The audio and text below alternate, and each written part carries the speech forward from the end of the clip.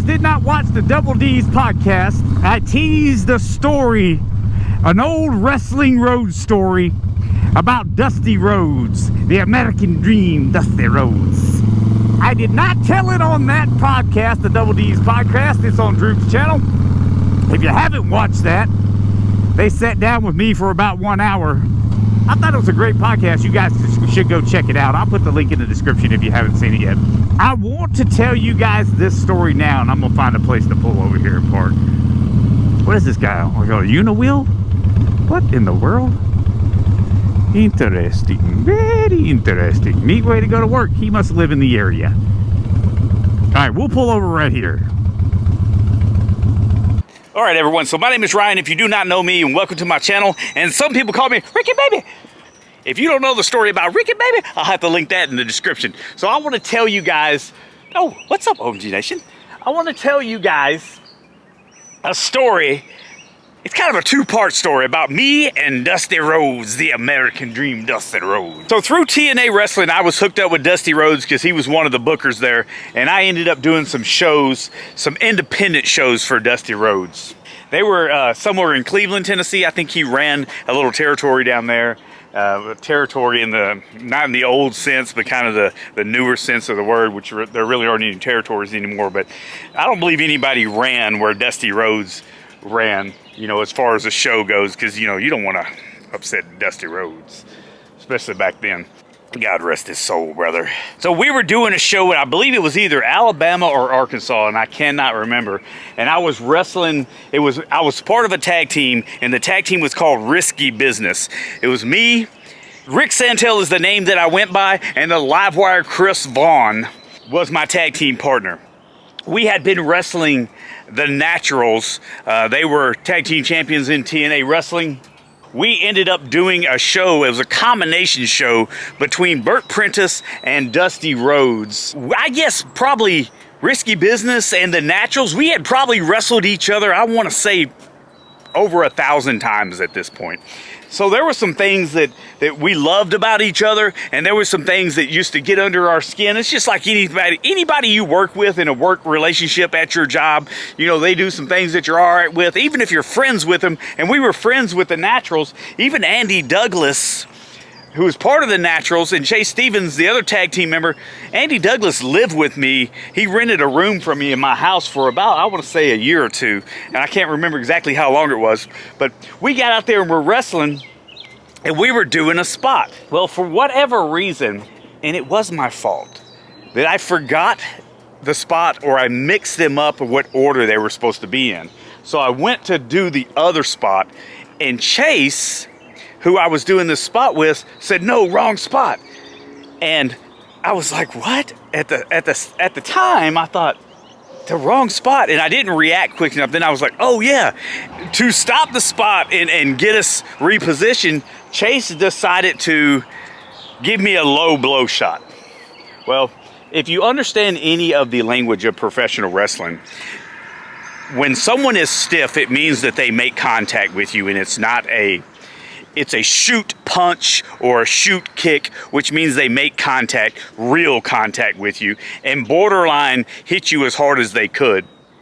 When it's a work, they're very protective of where they place that punch, that kick, or whatever it is they're doing. Even some moves can be shoot moves where they put a lot of velocity and power behind them, or they could be work moves where they really and truly make sure the other opponent that you're doing this move to, that you protect them very, very well. Well, Chase at that point decided he was going to give me a shoot low blow, and he did give me a shoot low blow, and I went down. Oh, I was mad at the time.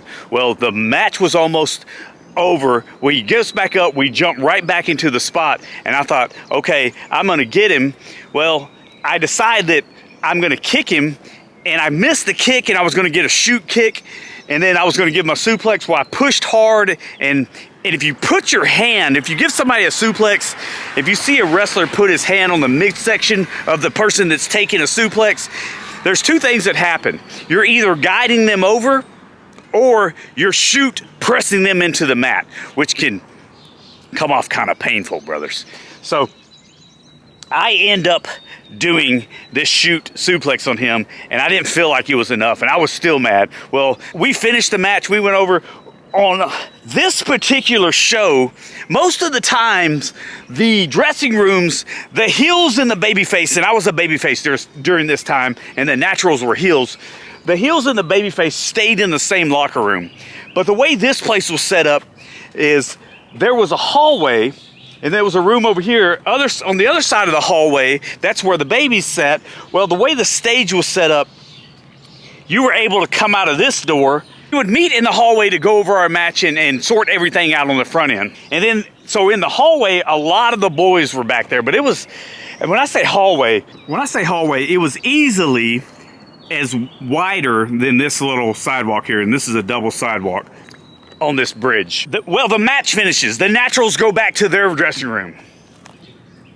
Risky Business goes back to our dressing room. I was hot, brother. And back then, you know, when I tell you guys, I'm not a tough guy anymore. I don't need that ego stuff anymore, and I don't get blown up and hot anymore like I used to. There's a reason for it. I did that stuff when I was younger. Nothing good ever came out of it. Especially this time. So I cut through the dressing room. And I first thing I do is I look around, and I'm so mad, and they're trying to stop me. They know that I'm mad. My agent Bob Ryder's there. He's trying to stop me. The cowboy James Storm was there. He's trying to stop me. And they're saying, you don't need to go over there. Kid Cash was there, and he's in the dressing room. And I pick up a chair, and as I'm walking past him, all I hear him say is, don't do it, brother. Well, so it seems like everybody in the locker room followed me out. Well, then some people jumped up. I think James Storms jumped up. He's friends with both of us. And Chase and I are friends during this point, and we're friends today. I was just mad. It's just kind of the way it happens in professional wrestling. You work it out when you get mad, and sometimes you work it out verbally, and sometimes you work it out physically. Well, Chase had no idea that I was mad. And so I cut back through the hallway, and I'm beelining towards the dressing room, and all of a sudden, right before I make it to the door, out of the corner of my eye, I catch him standing there talking to somebody, and I said, hey, I go, man, what was that? And all of a sudden, I start going to him, and I had that chair in my hand. And everybody starts, no, they get between us. And I start screaming. Everybody knows that at that point, I'm going over there to fight my friend. Well, I couldn't get to him. I don't know why at this point. It feels like, even when I look back on it today, that no one really noticed the chair. And here's where I get to the Dusty Rhodes part. Dusty is sitting. So the hallway's here. Dusty's sitting here. And Chase is down here. Here is Dusty. And Chase is down here. I'm mad. I'm beelining towards him. People get between us and in front of us, and he's like, what? And he has this look on his face like, why are you mad? You know, why are you upset? He doesn't know what's going on. He thought whatever we did, we settled it in the ring. And I wasn't settled in the ring at that point.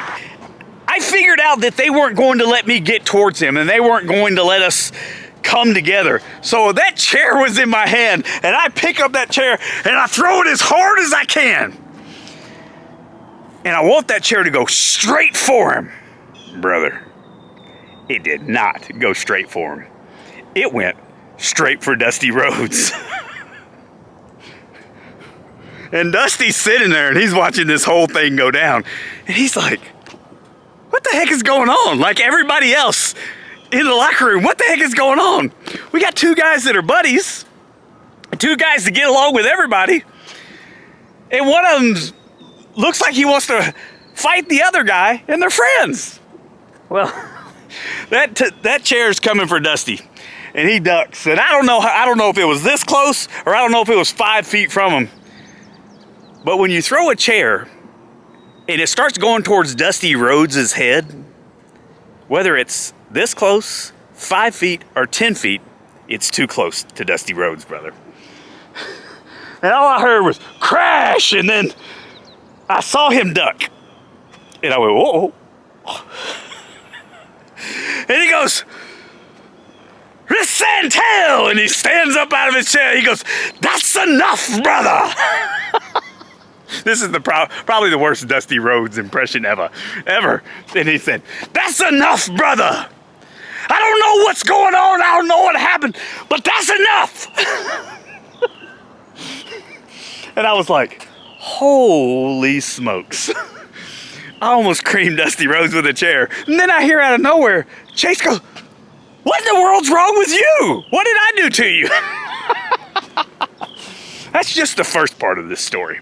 Well, Chase and I settled our differences, and the Naturals and Risky Business had about, I don't know, maybe 5 or 10 more matches between that Dusty Rhodes show in Cleveland, Tennessee, and then this show that we did in an armory, for a National Guard armory somewhere. I do not remember what town that was in.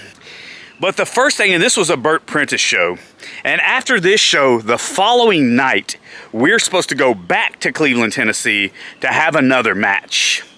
And it's going to be a big grudge match and all of that. The first thing that Burt Prentice says at this National Guard Armory show is, guys, I have a brand spanking new canvas for this wrestling ring. No one bleeds on my canvas. No big deal. I wasn't a bleeder guy anyways. I didn't cut myself, and I just didn't want my blood mixing with some of those boys that were rolling around the ring. I know where some of them have been, if you follow me, brothers. I just wasn't interested. Well, so here we go. Chase and I had this match, and he does it's kind of a fireman's carry Samoan drop into a turning body slam style finisher, and it starts out of a pump handle. If you're a wrestling fan, then you'll understand what that looks like. Well, we were both sweating like crazy, and Chase and I we oiled up a lot, and as we were going through, I'm holding on to him where I'm supposed to hold on to him. He's holding on to me where he's supposed to hold on to me, and our bodies separate and slide. Well, we slide up, and when we slide up, his cheekbone right here ends up, instead of his face being here on my chest, he slides up and his cheekbone is even with my nose. We do the move, and all of a sudden I hear what sounds like to be a firecracker going off in the ring. And I hear Chase Stevens say, what in the world? And I was like, what the heck was that? And he goes, oh, brother. And he said, roll out of the ring, roll out of the ring, roll out of the ring. Well, he starts pushing me, and I roll out of the ring, and I can't figure out, why the heck does he want me to roll out of the ring? Well, next thing you know, I see blood all over the ground. When I've got my head down, he's fighting. He goes, just fight to the back. And I'm like, what's wrong with him? I see blood all over the ground. I go, who's bleeding? Who's bleeding? I was like, oh, Chase must be bleeding. Well, we get back to the back. He's like, brother, are you okay? Everybody's looking at me as I walk back into the locker room. It's like everybody's looking at me going, oh my gosh. Oh, well, at this time I'm going, what's wrong with all you guys? And I walk over to the bathroom, and my nose is literally, instead of being like this, it's like this, right over here. My nose is just way over here on the side of my face, way out of position. Well, I take both of my pinky fingers and I stick them up my nose, not because I'm tough, but because adrenaline, I guess. I don't know. And I move my nose back, and it goes clack, clack, clack, and it sets, and somebody goes, oh man, oh, I'm gonna throw up. Because apparently it made a disgusting sound. And I was just like, oh. And then I sat there, well, I didn't feel anything, and I still never felt, I heard a firecracker sound, but I never felt any pain. I was like, well, I think I need to go to the doctor. Well, whatever town we were in, there was not a hospital very close. So I type into the navigation system, closest hospital. Well, I go to that hospital, and they told me, what was it? They didn't have somebody on staff that could do x-rays at that time at night, that I was gonna have to wait till the morning. So I said, okay, that's fine. Well, and I'm still in my wrestling gear, head to toe, you know? And I have blood on my face, and I just told them, I said, no big deal, I'll just go to the next one. And they were like, well, okay, and they just let me leave. Well, I go, and I end up driving all the way back to where I lived at the time, which was Smyrna, Tennessee. And I drove all the way back to Smyrna and went to that hospital. Well, I walk in, and they say, we'll see you in just a second. Well, this is like, at this time, it was like 3 in the morning already. We had to leave the following day at 1. Well, I finally get in there. They are waiting and waiting and waiting and waiting. I'm like, man, what is taking so long? I've been here a couple of hours. Well, the sun's starting to come up, and I walk over to him. I said, hey guys, I'm sitting here. I've got blood all over me. I'm in wrestling tights. What's going on? Oh, we're sorry. We had a few cardiac arrests come in. What? No one could have told me? I said, well, I'm just going to leave. I mean, my nose looks fine. Sir, we've already checked you in. You cannot leave. And I went, hey, what do you mean I can't leave? Well, you've signed in. We're responsible for you. I said, you're not responsible for me. And that's how I start to walk out. Sir, you cannot leave. Well, I just left. I go to sleep for maybe an hour or two, and then I go to a different doctor, like in Nashville. And so this time I just went into the emergency room and I asked them, I said, hey guys, here's what happened. I told them the whole story. I just need an x-ray to make sure it's just my nose that's broken and it's not anything with my face. I've got a show tonight that I gotta leave for here in a little while. Well, I'm cleaned up at this point. So they take x-rays and stuff, and apparently just my nose broke. No big deal. And they said, well, who set your nose? I did. I ended up going home and I called my agent at the time, Bob Ryder. He had called me like maybe 3 or 4 times in between me being at the hospital and me sleeping and stuff. And I finally answer and he says, Risky Rick, what's wrong? Is everything okay? And so I tell him the whole story. And I'm like, Bob, I just now got the x-ray. They said everything's fine. But so I'll be at the next show. And Bob's like, I don't know. No. Why don't I tell you what we'll do is we'll switch everything around. I'll talk to Dusty. I'll tell Dusty what happened. Don't worry about it. You rest your face. Let's make sure that it heals. You just do the next show. And I think we were doing 1 show a month with him at the time, I believe. I ended up staying at home. I thought at that time that Bob cleared it with Dusty. What ends up happening for real is that Bob told Dusty when they got down there. And what he ended up doing is he substituted me with Chase, and they ended up changing the whole card around. And they said it was going to be Chase and Livewire against, I think at the time it was America's Most Wanted, James Storm and Wildcat Chris Harris from TNA wrestling fame. After the show was over with, Chase was my replacement.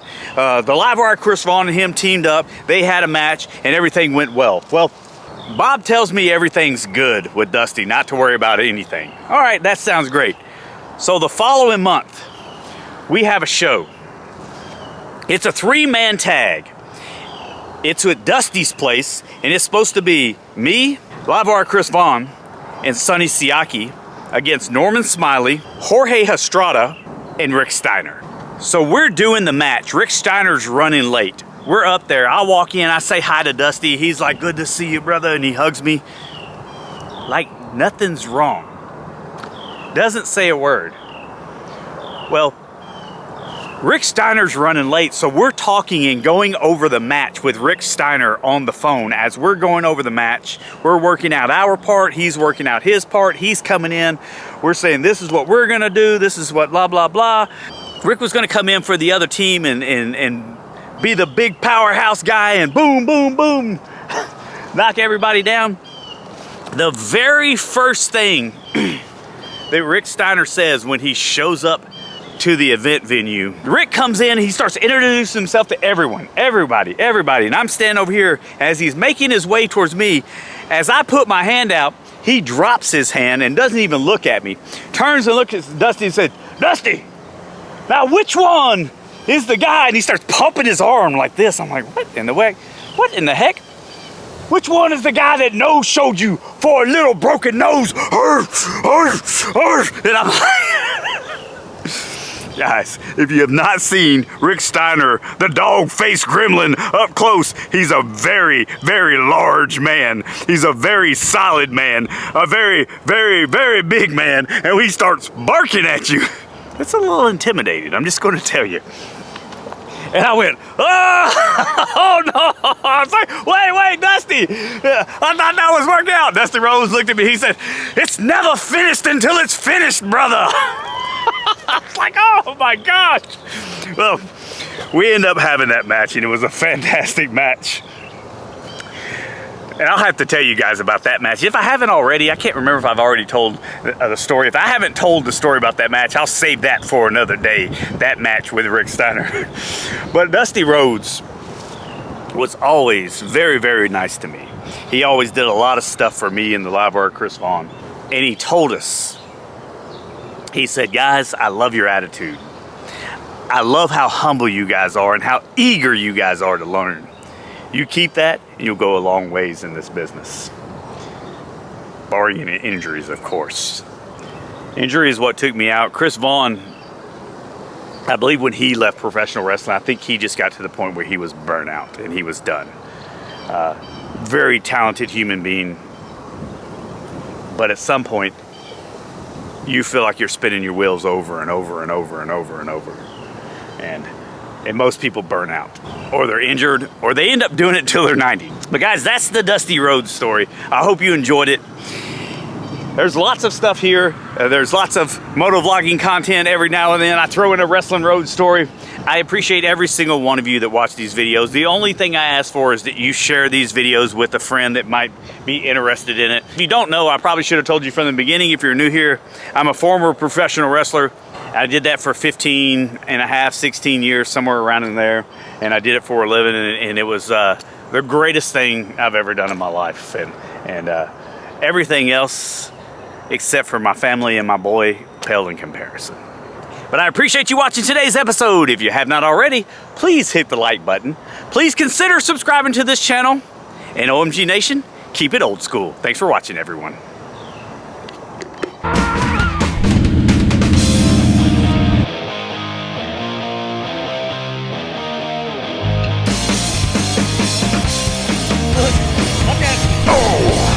Stall. So guys, if you haven't watched the footage, then that won't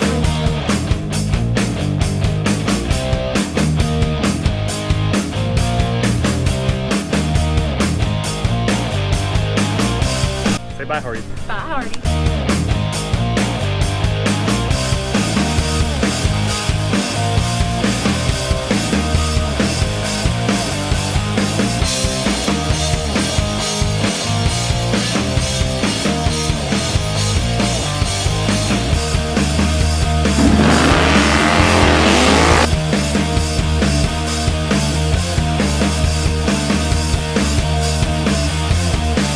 Oh, this is recorded, by the way. I didn't think it wasn't recorded. Okay. Just checking.